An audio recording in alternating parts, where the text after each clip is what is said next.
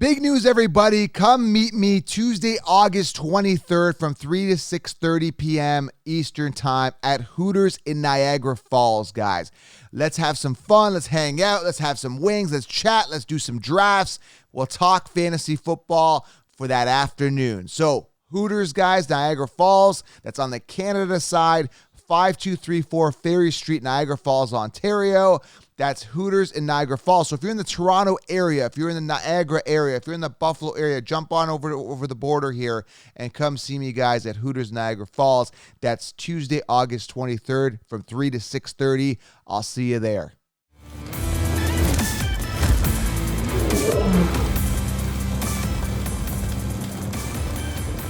Welcome to the show, guys. Got an exciting one for you. We are talking fantasy football league winners. Got a special guest today, Nezquick, a.k.a. Alex. Like, what do we call you here, Nezquick? Yeah, you can call me Nezquick. That's my nickname. All right, guys, if you don't know who Alex is, he works for, actually, you're the owner. What do I say working for anybody? Sunny Creative, guys. He does all my digital creative. He did my promo for the 16-round video, which you guys have probably been seeing in your feed because I'm boosting that thing on all social media. So welcome to the show, Nezquick. What's happening, man? What's happening, Joe? Thanks for having me on today. You are wearing that Rams shirt all rammed up. Rams Nation, Super Bowl champs. I got to rep it. Cheers, Rams Nation. I'm excited to dive in. Now, guys, if you guys want any digital media done, if you want like commercials, promo videos, anything like that, this is the guy. And he does it so well. He's really, really good at his craft. So how do they find you on social media? What's your website? And how do they get a hold of you? And what do you do exactly? Yeah, thanks, Joe, for that intro. So I run Sunny Creative. We're a Category 1 video marketing agency here in Los Angeles. We specialize in creative content that solves your marketing pain points through our video solutions and strategy. We create explosive videos for your digital platforms. We produce commercials, music videos, documentaries, websites, animation, graphic design. We are a complete house for your marketing tools. So if you need any of those materials, holler at your boy. And yeah, I mean, I think we've been working together for a couple of months. We did the 16 rounds. We've done some awesome things together. You guys can find me on Instagram at Nezquick. That's my personal one. My business page, which is at Sunny Creative. You can just, type Sunny Creative. You'll find us. YouTube, Facebook, LinkedIn, we're everywhere. Connect with us if you want to know more information. Yeah. And also, guys, just say the counselor sent you. He might give you guys a discount if you're really nice. Not if you're the Nighthawk in Discord chat. If you're him, then I'm not sure I can hook you up.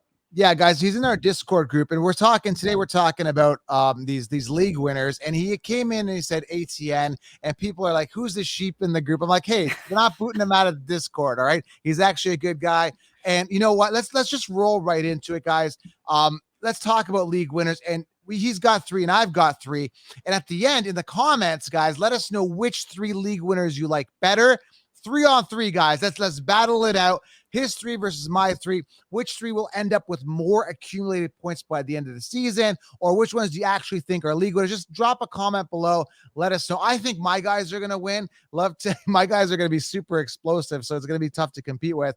But yours is ATN. And before you get into that, I want to say ATN, I'm not totally opposed to. I just think Robinson will be a factor. So why don't you dive in on why you think Travis Etienne is a total league winner? Tell us your story. Yeah, for sure. So Travis Etienne, he's going to be my number 1 on my top 3 for league winners this year, just because this is his rookie year. He was supposed to have his rookie year last year. He got hurt. They were all in on him. He's a round 1 pick alongside Trevor Lawrence.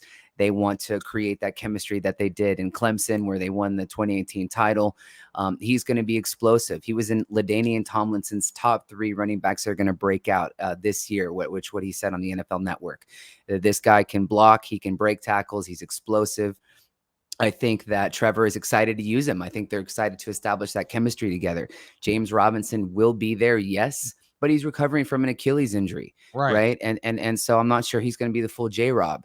And they're investing all on Travis Etienne. And if Etienne, is the guy, then once J-Rob comes back, he's going to take more of a back seat. And I see Etienne having a very Kamara-esque role where he's going to be in that slot. He's going to be catching right there, those screen passes. And so, I feel that's why Travis Etienne, you can get this guy in the 5th or 6th round as well. Go robust RB, like Joe says, get your 3 top RBs, but, focus on your 2 WR1s. And then if 5th or 6th round comes, you can snag a Travis Etienne who could be your league winner. So don't forget that. Yeah, very good breakdown of that. Now, I typically would not, I have no ATN stock this year, but if you want to go robust RB and factor in ATN as your RB3, I'm okay with that. But the problem is happening here, Nezquick, is the problem is a lot of people are going robust wide receiver or 0 RB early, and they're making ATN their 1. That's where I kind of have the issue, because I still think he's kind of boomer bust. And you made a lot of good points. And again, I don't think you broke it down, and no one could have broke that down any better. The problem is, are we sold though on the Jacksonville Jaguars offense? I mean, Trevor Lawrence, I think we saw one preseason game, time is recording, he looked okay, but are we sold on this is going to be an offense that's going to be moving the ball? Are the receptions going to be there? Like, what do you think of the offense as a whole? I think you're right. The Jags offense is suspect, but new coach, Doug Peterson is a solid coach, right? Philadelphia Eagles. He has a proven track record. So that might be, the element that changes the game for them. So, it's a new year for them. It's a gamble, but that's what fantasy football is, right? It's a gamble. It's, high risk, high reward. Yeah, definitely. So yeah, I definitely see the boom type potential. So I'm not really going to battle you on this. I'd like to. I usually, like Tim the Bald Guy, I like to go at his throat here, but I can't really object to this because we're all kind of taking a guess. Again, my kind of only objection is he hasn't played a regular season game. So is he injury prone? Was that a fluke injury? What to expect? I think the value at around round 5 is decent. So I'm with you on this one. So I don't have a huge problem with it. All right. Awesome. So I'm gonna go here with my league winner here. And again, another gamble, another, roll of the dice here. But I'm gonna go here with Breece Hall, aka Breece the Beast. Now, if you have a name Beast in your name and you've been nicknamed the Beast, there's obviously a reason for that. Now, I don't think it's self-proclaimed. I don't even know where the nickname came from. Do you know where the nickname came from? I haven't heard. Breece the Beast. It just sounds good. It sounds catchy. It sounds like some creative dude just said it. It worked. So they moved up to get him. I had the Jets top YouTuber on the show, and we were talking about this. They moved up to get him. There's already talk about the coaches saying he's got a beautiful catch radius. They want to use him a lot. They want to bring their best players forward. And I think that the beginning of Flacco starting, I think that may help him. Obviously, Flacco not as mobile as Zach Wilson is. I think Breece Hall is going to be the guy. And I did some math here on this, and I did some factoring in some regression here with Michael Carter, who had around 100. I can't remember. I think it's 147 attempts. I think give or take. Let me pull it up here. 147 attempts last year, and that's going to go down, right? That's going to go down. So what are we going to take off? What do you think we should take away from Michael Carter? He had 147 attempts. Do we think he's going to be more of a 60 attempt guy this year if Breece gets the full workload? What should we shave off Carter here from attempts? I think you got to shave off at least 50% this season. At least 50%. They're going in on Breece, and the offensive coordinator has said they're going to be a run heavy offense. Right, and it's their guy. They're all in on Breece Hall. So I'd say expect at least a 50% reduction. Yeah, God forbid an injury happens, but that's what I would say. So I think he's going to get the volume. There's a bunch of bottom feeders on that team last year that aren't even worth mentioning. That had over 120, 30, 40 attempts combined, and they're not going to touch the ball this year. Sure. So I project at least a 220 attempt floor for Breece Hall. I think he runs wild, and he's got that explosive capabilities if given that open field. So I'll be watching this. Just keep feeding the beast. And I'm excited to see what happens. Here's the good part, right? Last year, a guy like Najee, I was really high on. He was primed for a workload.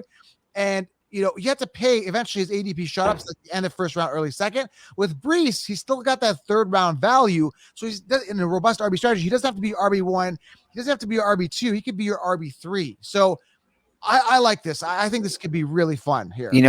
Joe, as your RB3, sure. But what scares me is the loss of the O-line. Yes, of the O-lineman that's out for season. That guy was their key player in that O-line, and in terms of his success. So, what do you think of that? How will that change things? I haven't been caught up here, but I think they're trying to look at they're bringing that Pro Bowl. I think his name is Dwayne Brown. I don't know if he ended up getting signed. I haven't looked at the signing. They are going to get a replacement. They're going to try to fill that void. They've Sure. invested a lot in this offense. They've invested a lot in the team. Right. They had some really good draft picks. I'm not really concerned. They're going to find a way to make this happen. And this goes back to the same argument last year with Najee Harris. Everyone was saying, Najee, bad O-line, bad O-line. But volume prevailed. Even though his yards per carry weren't that great, volume prevailed last year for Najee.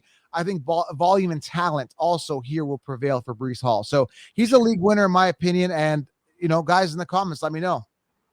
All right, I feel it. Moving on here. Who do you got here as your league winner number 2? Moving on, and my number 2 in league winners, this guy is winner chicken dinner. In my opinion, he is the best wide receiver in the NFL. We are talking about DeAndre Hopkins. Wow. We are talking about D-Hop of the Arizona Cardinals. This guy, you can get him in round 7, 8, 9. I had a mock draft the other day. I got him in round 10. Okay. And you have to remember, because of the 6-game suspension, maybe that's why he's going so low, but it doesn't make sense because this guy, again, in my opinion, he's the best wide receiver in the league. He has an explosive offense. I wonder why. Why it's the best. No. And see, and to prove a point, right? He publicly came out and says, I'm not one to need this stuff. I don't need performance enhancing drugs. Yeah. So I feel he has some grit on his shoulders, and him and Kyler are friends. And Kyler's going to say, basically, we're going to prove the world wrong. So he comes back week 7. It's a Thursday night football against the Saints at home in Arizona. It's his comeback party. He's going to go off that night, and it's going to continue on for the rest of your season. Again, you can get this guy around 10, 11, but make DeAndre Hopkins a part of your strategy. He's a big-time league winner. He's off my radar, but I definitely see him sparking near, when he gets back. I really see that igniting, him coming back. And, obviously now probably there's going to be a chip on his shoulder, right? He's been criticized and fell off the radar, and maybe he wants to just is he, because a lot of wide receivers, they kind of fall off and they never come back, like Julio Jones, and it's just this fall off. Has he fallen off fully, you think? Not at all. I mean, he's still in the best shape of his life. He's still a prime athlete. If you check out his Instagram, the guy is training every single day. I know how much you like to see Derrick Henry training, all these players that take football seriously. DeAndre Hopkins is a player that takes the game seriously. He will come back and eat. He's going to make a statement. And I think this is the lowest value you're going to get him this year. So again, winner chicken dinner, DeAndre Hopkins. Get him, grab him, guys. Yeah, near the end could come on strong, and again, great value. So it's hard to debate that. I mean, Kyler Murray now paid. What do you think of that Kyler deal? Is Kyler, I mean, in a league where there's so much uncertainty at quarterback, all these guys, all these teams trying to secure these guys, these quarterbacks, because in the NFL now, you need that franchise quarterback that's great, not just good, but great to make it all the way. Is Kyler the solution in your opinion? I think he is. I think he is a solution. He has all the ingredients to a great recipe of success. I think basically he can run, he can throw. I was watching the NFL training camp inside the Cardinals training camp, and JJ Watt was saying how impressed he was of a long ball throw he made to Zach Ertz, and he just went up to him and said that was an amazing throw. And this is JJ Watt. So this is the chatter that's going on right now.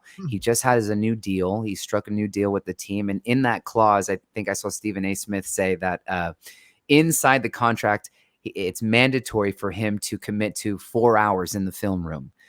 In the contract, he has to put in 4 hours of studying in there, and which is ridiculous though. Like, that shouldn't even be in your contract as a football player. You should want to study.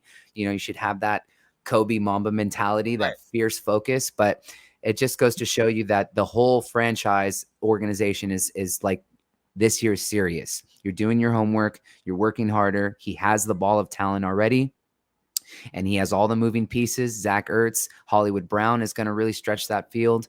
James Conner, there's nothing wrong with him this year. He's healthy. We'll just see what he does.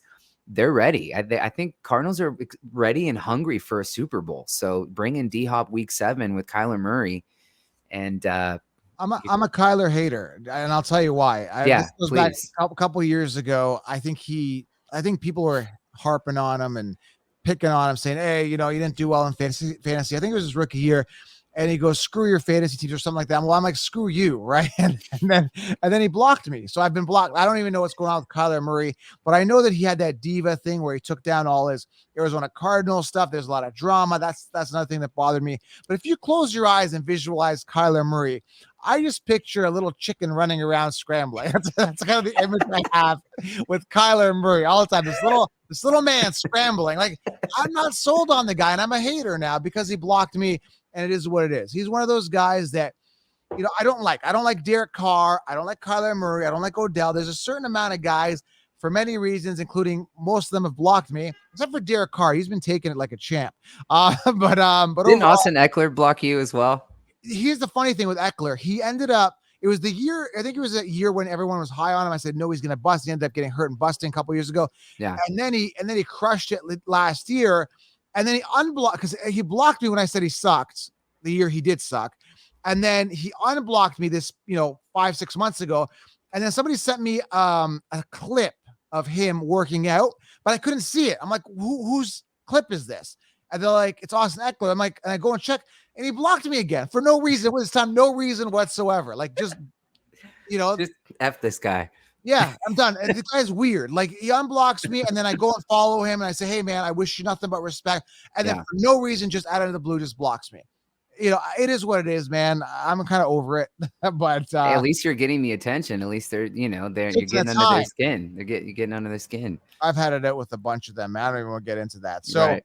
So you went DeAndre Hopkins. So DeAndre Travis Hopkins. Etienne, and I got DeAndre Hopkins as my second league winner for you guys. All right. So here we go. Now, obviously you were going like half a season pretty much. He's missing time. So when we are making a decision on who we go with, assume that, Hopkins plays the whole season. So factor in that he's gone half the season. So don't let that discourage going with his decision. Okay. Right. Let's go here. If you want his three guys. So my guy here, and he's got a chip on his shoulder because I watched a video on him. I'm going to talk about him. I like this guy. I didn't tell you who it is yet, and a lot of people are like, I don't care about him. But Amon-Ra St. Brown, Amon-Ra, I called him Amon-Ra, whatever.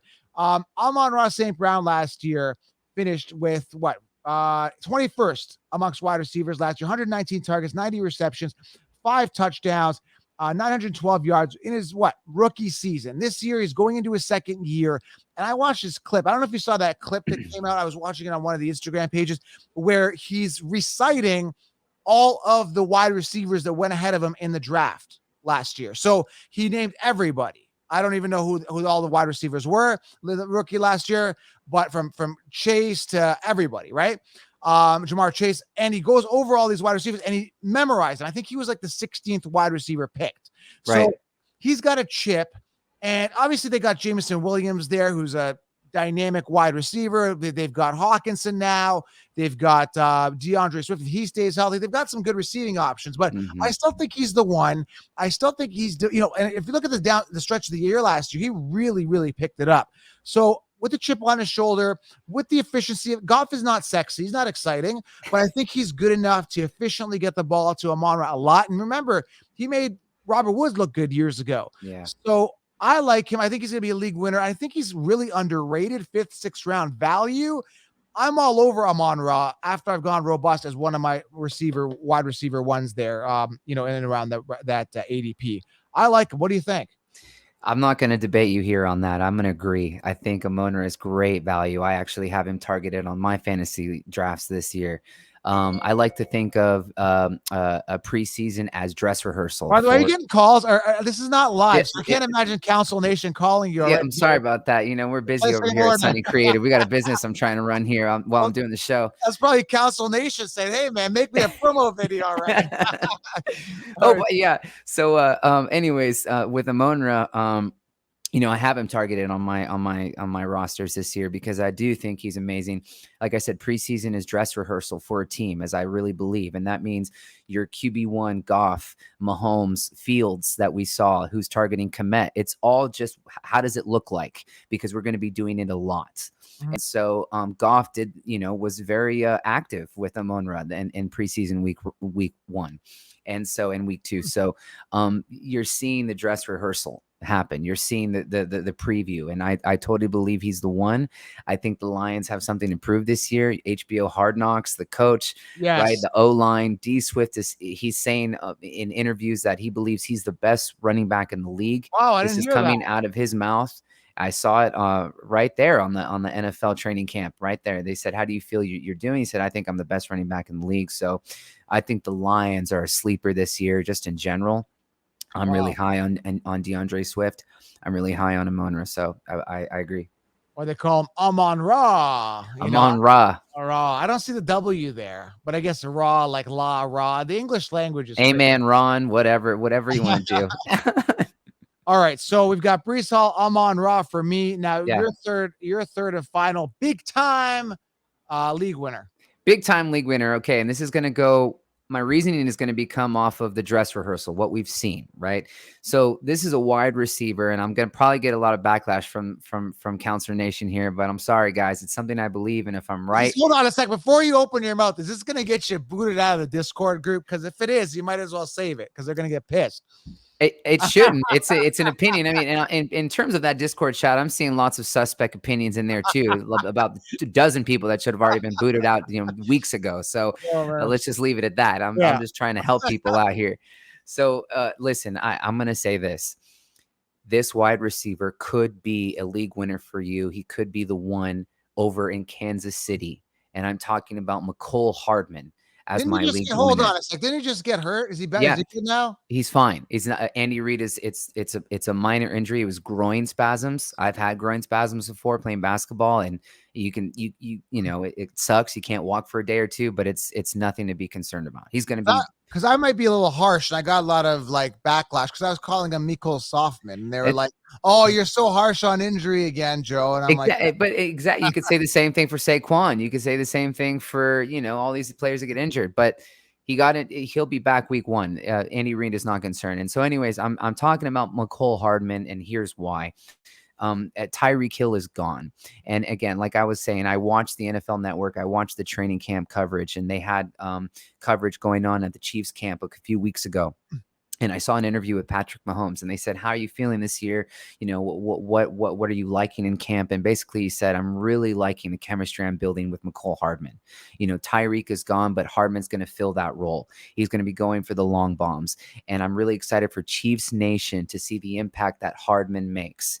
Okay, and I heard this straight from Patrick Mahomes' mouth, right? So I thought that was interesting. So let me just keep my eye on it. Then I watched week 1 preseason of Chiefs. And who does Patrick Mahomes target as second target? Nicole Softman. Nicole Softman in terms of Joe. But like I said, it's dress rehearsal. He targeted Hardman. He targeted Kelsey, right?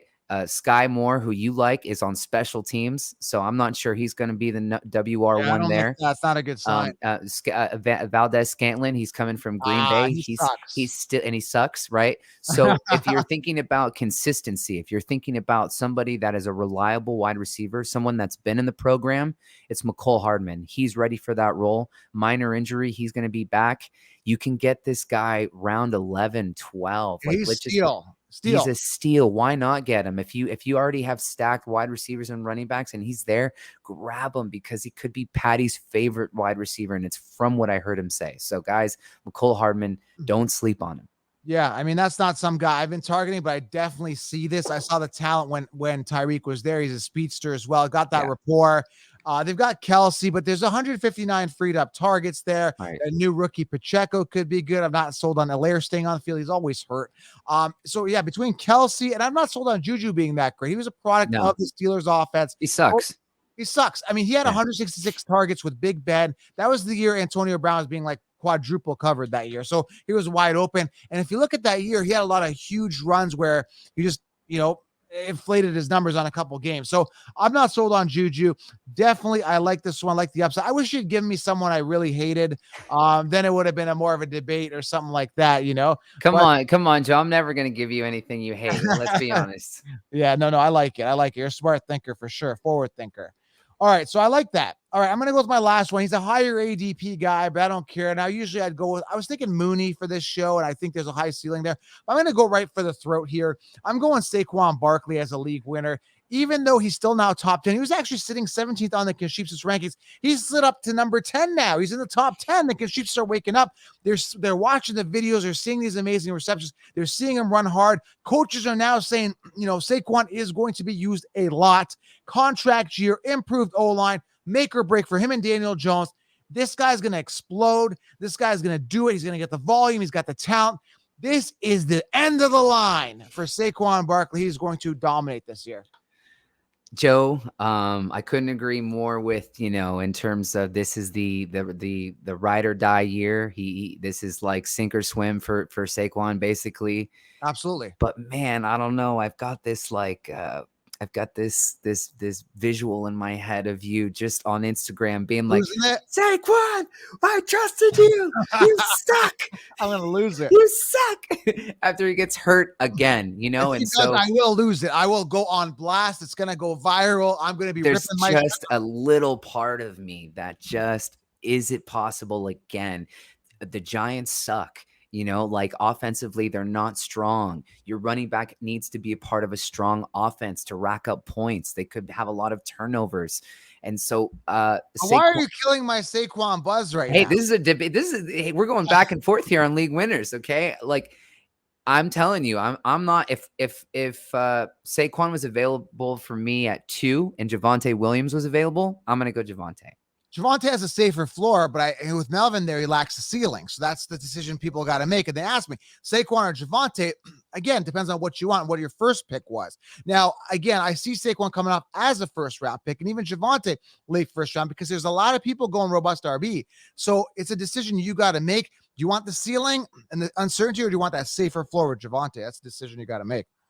Yeah, look, Saquon has everything to gain, right? I mean, he has everything to gain. He is the one there. He's the focal point. So pending he doesn't get injured, absolutely. He should totally be a league winner for sure. But I don't know. I'm that ankle, that injury, that glass case. I'm not sure if I can trust him.